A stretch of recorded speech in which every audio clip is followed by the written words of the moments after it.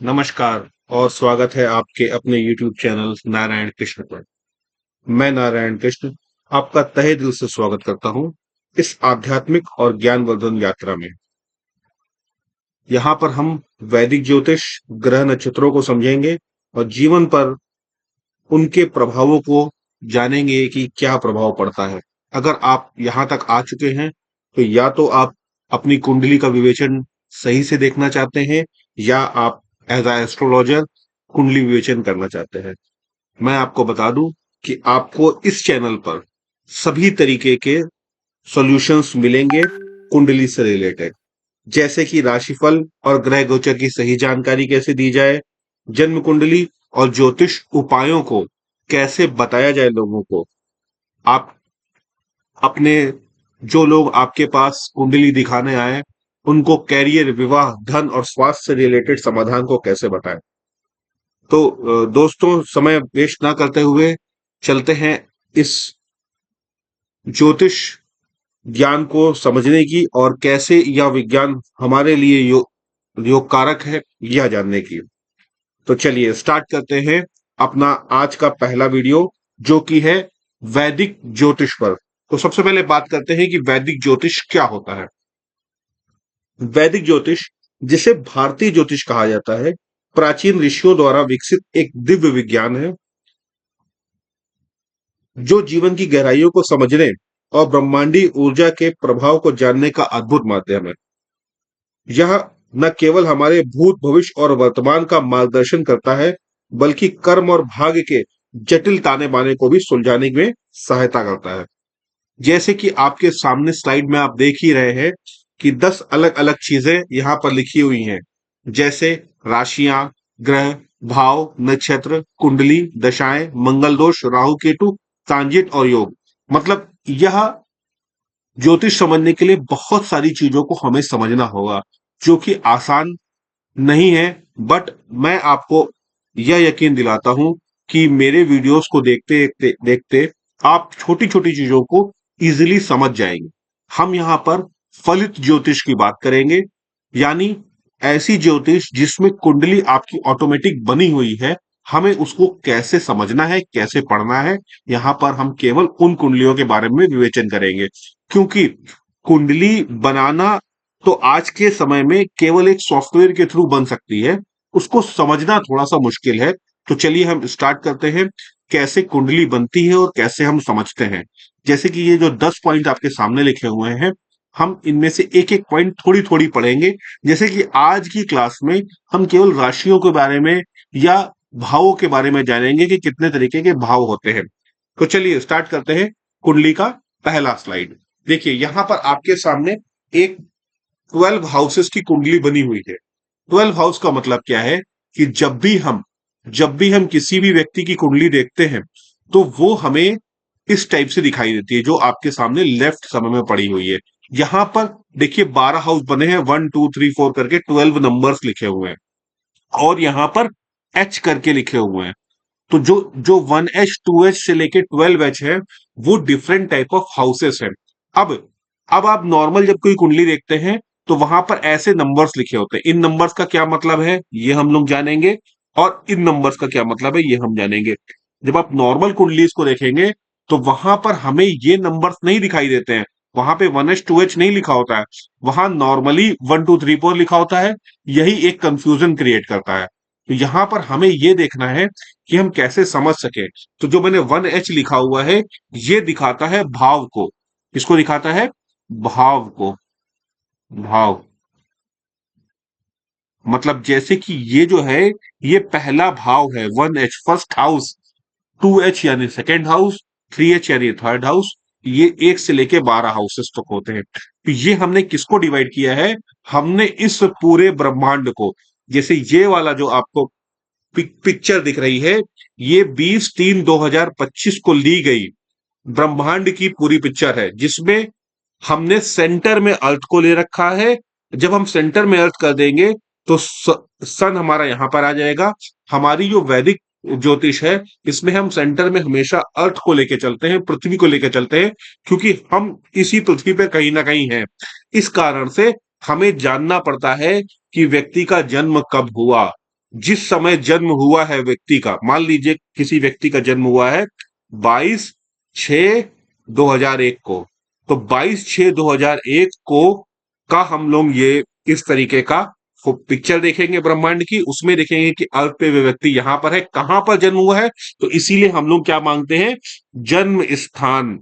जन्म स्थान अगर हमें मिल जाएगा, जन्म की तारीख मिल जाएगी, और तीसरी चीज समय, क्योंकि देखिए ये किसी एक समय पे लिया गया है, तो date of birth, birth time और बर्थ प्लेस, इन तीनों के हिसाब से ब्रह्मांड में जितने भी ग्रह जहां जहां पर हैं, उस पूरे 360 डिग्री के ब्रह्मांड को हम इन 12 भावों में डिवाइड कर लेते हैं।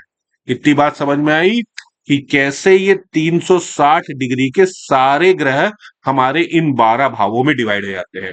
अब देखिएगा, ये जो 12 भाव है, अब अगर हम 360 को 12 से डिवाइड करें तो आएगा 30 डिग्री। तो मतलब एक भाव के अंदर जो डिग्री है वो कितनी होगी, 30 डिग्री के आसपास होगी। इन 30 डिग्री को हम 12 भावों में डिवाइड कर रहे हैं। अब समझ लीजिए, अब पहला भाव मान लीजिए ये है, तो अब नेक्स्ट क्वेश्चन बनता है कि इन 12 भावों को हमने क्यों डिवाइड किया। इन 12 भावों को हमने अलग अलग, हमारी फलित ज्योतिष में ये 12 भाव किसी भी व्यक्ति की अलग अलग पर्सनैलिटीज को दिखाते हैं। जैसे यहां आप ये मान के चलिए कि अगर आप किसी की कुंडली विवेचन कर रहे हैं, तो आपसे हमेशा कोई ना कोई प्रश्न किया जाएगा। प्रश्न किस तरीके का किया जाएगा, इस तरीके का प्रश्न हो सकता है कि भाई मेरा विवाह कब होगा, ठीक है, मेरी नौकरी कब लगेगी, ठीक है, मेरी स्वास्थ्य कब सही होगा, मेरा स्वास्थ्य खराब क्यों हो रहा है, मेरे साथ दुर्घटनाएं क्यों हो रही हैं। इस टाइप के बहुत सारे क्वेश्चन आपसे पूछे जाएंगे। तो मैं यहां पर आपके लिए बिल्कुल सिंपलेस्ट फॉर्म में जब इस चीज को लेके आऊंगा, तो मैं हर तरीके के प्रश्न को पहले से ही परफॉर्म कर लूंगा। ऐसा ना हो कि आप किसी की कुंडली विवेचन कर रहे हैं और उसने आपसे कोई प्रश्न पूछा, आपको उसका आंसर के लिए कुछ और देखना पड़े। यहां पर जो मेरा पढ़ाने का मेथड है, उसमें आपको हर चीज पहले से पता होगी। आप किसी की कुंडली देखोगे तो उसके प्रश्न करने से पहले ही आप उसका आंसर जान जाओगे कि ये क्या प्रश्न पूछने वाला है और मैं क्या उसका आंसर दूंगा। इस तरीके से मैं इस चीज को आगे पढ़ूंगा। देखिए, अब आते हैं अपनी नेक्स्ट स्लाइड पे। आप केवल विश्वास करके मेरे 10 से 15 वीडियोस को देखते जाइए, क्योंकि 10-15 वीडियोस को देखने के बाद ही आपका एक बेस मजबूत होगा। उन बेस को मजबूत करने के बाद ही आप सही से कुंडली विवेचन करना सीख जाएंगे। अगर YouTube पे ऐसे कोई वीडियोस आप देखते हैं जिसमें लिखा है कि मात्र 1 घंटे में आप कुंडली देखना सीख जाइए, तो वो सब मेरे हिसाब से फेक है, क्योंकि वो पूरी तरीके से चीजों को नहीं बता सकते हैं। क्योंकि ये कॉन्सेप्ट ही बहुत बड़ा है, इसमें धीमे धीमे बहुत सारी चीजें सीखनी पड़ेंगी। आज की क्लास में हम लोग अभी सबसे पहले ये जो 12 हाउसेस लिखे हैं, 1 2 3 4 नहीं, ये 12 हाउसेस, ये 1H 2H 3H, ये जितने हाउसेस लिखे हुए हैं, हम इन सारे हाउसेस के बारे में जानेंगे कि हाउसेस क्या होते हैं, इन हाउसेस से क्या परफॉर्म होता है। तो चलिए अब हम एक एक करके हाउसेस को समझते हैं। अब देखिए अगली स्लाइड सेम वही है। अब देखिए यहां पर ये जो है, ये आपका वही लग्न चार्ट है।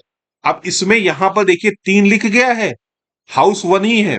इस सेंटर वाले इस हाउस को पर लिखा होता है ला। ला का मतलब है लग्न, ये लग्न है। अभी 1 2 3 4 नंबर्स के बारे में हम बात पे पढ़ेंगे, पहले 1H 2H के बारे में समझ ले। अब आपसे कोई भी प्रश्न पूछा जाएगा, तो यहां मैंने एक परफॉर्मा बना रखा है। इस परफॉर्मा के हिसाब से ही आपसे कोई भी प्रश्न पूछा जाएगा। जैसे व्यक्ति आपके सामने आया, तो यहां पर आपको उस व्यक्ति का शरीर, व्यक्तित्व, आत्मा, जीवन का मार्ग, ये चारों चीजों के बारे में अगर आपको कुंडली विवेचन करना है, तो आपको कौन सा भाव देखना पड़ेगा, फर्स्ट हाउस देखना पड़ेगा। ठीक। अब यहां पर देखिए लिखा है स्वामी ग्रह जिस राशि में हो। अब जैसे ही आपके सामने कोई व्यक्ति आया, ठीक, अभी मैं आपको व्यक्तित्व या शरीर के बारे में एक बात बताऊंगा, वो 90% तक फिट होती है। मैंने जितनी भी कुंडली विवेचन की है, व्यक्ति आपके सामने आया, आप उसका शरीर देखोगे, उससे 2 मिनट बातचीत करोगे, तो आप समझ जाओगे कि ये किस लग्न का व्यक्ति है। मतलब लग्न का मतलब है उसकी कौन सी लग्न राशि है, ये अभी आप कुछ समय में समझ जाओगे। यहां अभी के लिए हम मान के चलते हैं कि यहां पर कोई भी राशि हो सकती है। मान लेते हैं यहां पर 3 नंबर की राशि है। ठीक। अगर मान लेते हैं 3 नंबर की राशि है, तो वैसे तो इसको मिथुन राशि कहते हैं, बट अभी हम लोग राशि के बारे में नहीं पढ़ रहे हैं, तो अभी उस पर हम कंफ्यूज नहीं होंगे, अभी हम हाउसेस के बारे में पढ़ रहे हैं। इसी तरीके से मान लेते हैं कि व्यक्ति आया, उसने आपसे बात किया कि भाई मेरे पास सर पैसा तो बहुत आ रहा है, बट उसकी बचत नहीं हो पा रही है। ठीक, अब बचत नहीं हो पाई तो अब आपको इस समय सेकेंड हाउस देखना, उसकी सेकेंड हाउस की स्थिति देखनी है। सेकेंड हाउस की स्थिति देखनी है। सेकेंड हाउस आपका धन, बचत, परिवार, वाणी, भोजन। यहां मैंने 5 चीजें लिखी है। इसके अलावा बहुत सारे क्वेश्चंस बनते हैं, मगर यहां मैंने वो क्वेश्चंस लिखे हैं जो नॉर्मली व्यक्ति पूछता ही पूछता है। आप बेसिक लेवल पे जब भी कोई व्यक्ति आपके पास आएगा तो वो इस तरीके के प्रश्न ही पूछेगा कि मेरा धन नहीं बच रहा है, या मेरा परिवार में मुझे समस्याएं हैं, या मैं बातचीत नहीं कर पाता हूं। ठीक, इससे रिलेटेड कुछ चीजें पूछेगा। और इससे रिलेटेड चीजें को देखने के लिए आपको क्या देखना है? पहली चीज तो देखना है सेकेंड हाउस। सेकेंड हाउस में क्या है? अगर ये सारी चीजें उसके पास अच्छी हैं तो सेकेंड हाउस जरूर से जरूर अच्छा होगा, उसमें कोई ना कोई अच्छा ग्रह बैठा होगा, कोई योग कारक राशि होगी वहां पर। ठीक है, इसके अलावा आपको दूसरी चीज देखनी होगी, शुक्र की स्थिति। अब आप देखोगे पूरी कुंडली में शुक्र कहाँ बैठा है। अगर मान लीजिए ये हाउस अच्छा है और यहीं पर शुक्र बैठा है, तो निश्चित रूप से व्यक्ति के पास बहुत धन होगा। ठीक है। और भी हम देखेंगे कि शुक्र के बाद कौन सा ऐसा ग्रह है जो इस, अगर वो कहेगा मेरे पास धन है बट धन बच नहीं रहा है, तो इसका मतलब यह है कि उस उस ग्रह पर कोई ना कोई दूसरा ग्रह है जिसकी सातवीं दृष्टि, चौथी दृष्टि, कोई दृष्टि पड़ रही है जिसके कारण से उसको खराब कर रहा है। तो जो भी इस हाउस को खराब कर रहा होगा उसके लिए आप एक सॉल्यूशन बता दोगे, बस ऐसा ही है। तो बस अब यहां पर हम एक एक हाउस पहले समझते हैं। थर्ड हाउस अब आता है। थर्ड हाउस हमारा पराक्रम का भाव है। थर्ड हाउस हमें यह बताता है व्यक्ति कितना साहसी है, उसके अंदर कितना पराक्रम है, उसके भाई बहन के साथ क्या संबंध है और प्रयास। अब यहाँ 4 चीजें क्यों लिखी है? व्यक्ति अगर कहता है कि मैं बहुत मेहनत कर रहा हूं, मेरा काम नहीं हो रहा है, और आपने देखा कि थर्ड हाउस सही है, थर्ड हाउस ठीक है, उसका काम नहीं हो रहा है। अब आप ये तो समझ रहे हो कि व्यक्ति ठीक है, इसके अंदर साहस है, पराक्रम है, मगर अगर कुछ गड़बड़ है तो कोई ना कोई दूसरे ग्रह की दृष्टि पड़ रही है। अब तुरंत आप उससे पूछोगे कि आपके भाई बहन से आपका क्या रिलेशन है। अगर वो बोलता है, वो 100% बोलेगा कि भाई या बहन में से किसी न किसी से मेरी नहीं बन रही है। इसका मतलब क्या है कि अगर ये चीज खराब है, तो इन इधर के 2 पॉइंट्स में से भी कहीं ना कहीं कुछ ना कुछ समस्या होगी। आपको क्रॉस चेक करना है अगला क्वेश्चन आपको पूछ के। जैसे व्यक्ति ने बोला कि मैं मेहनत कर रहा हूं, मुझे सफलता नहीं मिल रही है। अब आप देख रहे हो कि थर्ड हाउस अच्छा है और अच्छा ग्रह बैठा हुआ है, मगर उसमें कोई समस्या है। तुरंत आप उससे भाई बहन के बारे में पूछोगे, प्रयास पूछोगे कितने प्रयास किए हैं। अगर वो उस हिसाब से सॉल्यूशन आंसर देता है तो ठीक है, अगर वो नहीं कहता है कि गड़बड़ है, तो तुरंत आप समझ जाओगे इस हाउस में कोई ना कोई खराबी है। और खराबी ढूंढोगे कैसे? ये देखोगे कि अदर और कौन सा ग्रह है जो उस पर दृष्टि डाले हुए है या अपनी महादशा में खराब दे रहा है परिणाम। ठीक है। चौथा भाव आता है सुख का भाव। सुख का भाव क्या है? ये दिखाता है माता, घर, संपत्ति, वाहन, मन की शांति। ठीक है। जैसे कुछ लोग हैं, आपसे आएंगे, मेरे पास एक व्यक्ति आए थे, उन्होंने बोला कि मेरे पास, मैं अपना घर नहीं बना पा रहा हूँ। ठीक है, मेरे पास बहुत पैसे हैं, मैं अपना घर नहीं बना पा रहा हूँ। तो मैंने उनसे ये बात की है, मैंने कहा कि आप अपना घर नहीं बना पा रहे हो, आपके पास पैसा है, आप एक जगह रुक नहीं पा रहे हो, आपके पास वाहन नहीं है, बट उसका फोर्थ हाउस बहुत अच्छा था। ठीक है। तो मुझे लगा कि उसका फोर्थ हाउस अच्छा है, किसी भी तरीके की कोई परेशानी नहीं है। फिर मैंने देखा कि मैंने पूछा आपका माता से कैसा रिलेशन है? तो उसने मुझसे ये बोला कि भाई साहब, मेरी माँ से मेरी बात ही नहीं हो रही है पिछले 10 साल से। अब आप समझिएगा, इसको प्रैक्टिकल तरीके से देखिएगा। मैंने बस उसकी कुंडली देखे के लिए उसे इतना बोला कि अपनी मदर के साथ आप थोड़ा सा रिलेशन ठीक कर लो, आपका ऑटोमेटिकली बाकी चीजें बनने लगेंगी। ठीक। अब उस व्यक्ति के साथ क्या था, उसका फोर्थ हाउस तो ठीक था, ग्रह भी सब सही थे, बट मदर के साथ उसने रिलेशन ही ठीक नहीं कर रखे थे। इस कारण से फोर्थ हाउस अपने प्रॉपर रिजल्ट नहीं दे पा रहा। तो ऐसे छोटे से सॉल्यूशन से, अब रही बात, यहां पर आपका कॉमन सेंस आएगा। वो व्यक्ति कहेगा मैं मेरे मदर से बात ही नहीं कर रहा हूं, तो मैं अगर मदर से बात ही नहीं कर रहा हूं तो कैसे मेरा फोर्थ हाउस स्ट्रांग होगा? तो आपको वहां पर अपने अपने कॉमन सेंस से कुछ जवाब देने हैं कि कैसे रिलेशन ठीक किए रहे। रिलेशन ठीक करने के लिए आप अपने हिसाब से कोई भी आंसर्स दे सकते हैं जो आपको सही लगते हैं। फॉर एग्जाम्पल, आप ये कह सकते हैं कि आप रोज मदर के पास जाइए, उनको कुछ पूछिए कि क्या लाना है। थोड़ी बहुत बातचीत करेंगे तो धीमे धीमे आपके रिलेशन ठीक होने लगेंगे। ठीक है, सारे रिलेशन ठीक करने के लिए हमें लोगों से बातचीत करनी पड़ेगी। ठीक। अब पांचवा भाव देखते हैं। पांचवा भाव है विद्या का भाव या एजुकेशन का भाव। हाँ, ये देखिए पांचवा विद्या एजुकेशन का भाव। ये शिक्षा, संतान, बुद्धि, प्रेम संबंध का भाव है। इसका स्वामी ग्रह है बृहस्पति। जब भी आपसे इस तरीके के प्रश्न पूछे जाएंगे कि मुझे पढ़ाई में उन्नति चाहिए या मुझे संतान चाहिए या बुद्धि चाहिए या प्रेम से संबंधित क्वेश्चन पूछे जाएंगे, तो हमेशा हम पांचवा भाव देखेंगे और देखेंगे कि बृहस्पति की क्या स्थिति है। इसी प्रकार से छठा भाव। छठा भाव हमें बताता है ऋण, रोग, शत्रु भाव को। ठीक। यहां पर जो छठा भाव है, जो सिक्स हाउस आप देख रहे हैं, ये वाला सिक्स हाउस जो है, ये आपका निगेटिव हाउस है। इसे निगेटिव हाउस बोलते हैं। इसे भी आठवां भी निगेटिव होता है और 12वां भी निगेटिव होता है। निगेटिव का मतलब है कि ये खराब रिजल्ट देता है। इसके साथ साथ कुछ पॉजिटिव रिजल्ट्स भी है इन्हीं तीनों भावों के। जैसे ये जो निगेटिव हाउस है, ये शत्रु, रोग, ऋण का स्थान है। साथ ही साथ इसी हाउस से हम नौकरी भी देखते हैं, नौकरी। ठीक है, तो कभी कोई व्यक्ति नौकरी के बारे में पूछता है कि नौकरी कैसे, नौकरी में उन्नति कैसे होगी, तो हमेशा हमें छठवां हाउस देखना है। छठवें हाउस में किस तरीके के ग्रह बैठे हैं, किस तरीके के दृष्टि डाल रहे हैं, वो सब हम बाद में समझेंगे। अब आते हैं सातवें हाउस पर। सातवां हाउस है विवाह भाव। इसको जीवन साथी का स्थान भी कहते हैं, विवाह का स्थान कहते हैं, या इसका एक नाम है पार्टनरशिप। पार्टनरशिप मतलब अगर अगर बिजनेस पार्टनरशिप देखनी है तब भी हम सेवेंथ हाउस देखेंगे। और यहां पर हम शुक्र की स्थिति देखेंगे। यहां पर एक छोटा सा क्लॉज है, अगर किसी की व्यक्ति की कुंडली में शुक्र शुक्र बहुत अच्छा है, बहुत अच्छा है, तो वो बिजनेस फील्ड में जा सकता है। इसके अलावा और भी हमें देखना पड़ेगा। मैं सेकंड हाउस, बिजनेस के लिए हम सेकंड हाउस भी देखेंगे अभी, क्योंकि हम लोग वैदिक एस्ट्रोलॉजी पढ़ रहे हैं, तो यहाँ हम लोग से एक हाउस से ही सॉल्यूशंस निकालते हैं। बट अगर केपी एस्ट्रोलॉजी जब देखेंगे तो हमें 2 या 3 हाउसेस देखने पड़ेंगे। जैसे ही ये वैदिक एस्ट्रोलॉजी का पूरा कोर्स कंप्लीट होगा, मैं केपी एस्ट्रोलॉजी का भी कोर्स आपको दूंगा। ठीक है।